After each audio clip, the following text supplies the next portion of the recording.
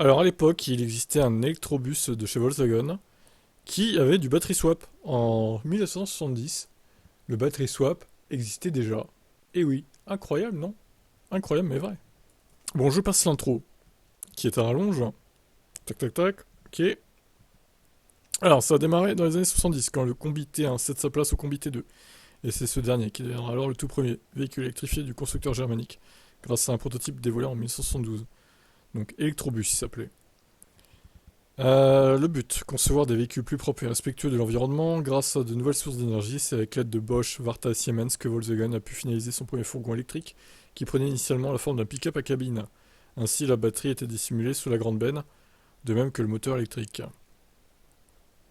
22 chevaux, en continu, mais un pic à 44 chevaux. De quoi lui permettre d'atteindre la vitesse maximale de 75 km/h. Le 0 à 50 était réalisé en 12 secondes 5. Bon, c'est pas des performances mirobolantes, mais bon.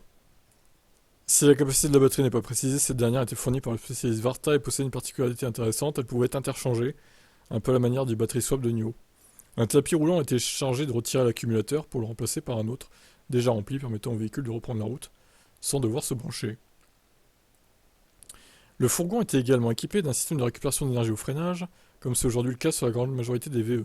L'autonomie était comprise entre 50 et 100 km, ce qui était en théorie suffisant pour effectuer des livraisons en ville. Au total, pas moins de 120 exemplaires de T2 électriques furent construits sous la forme de pick-up et de camionnettes. Ils étaient majoritairement utilisés en Allemagne de l'Ouest, une dizaine ont été envoyés aux États-Unis. La production a ensuite pris fin début 80, alors que le constructeur avait pris conscience que cette technologie n'était pas encore tout à fait viable. Bon, bah écoutez, je trouve l'idée sympathique. Dommage qu'ils aient pas persévéré dans le domaine, parce qu'ils auraient pu être en avance sur tout le monde, du coup, Volkswagen, là. Ils auraient pu travailler sur ça en parallèle et faire du thermique en parallèle, quoi. Bon, ils ont pas voulu, tant pis pour eux.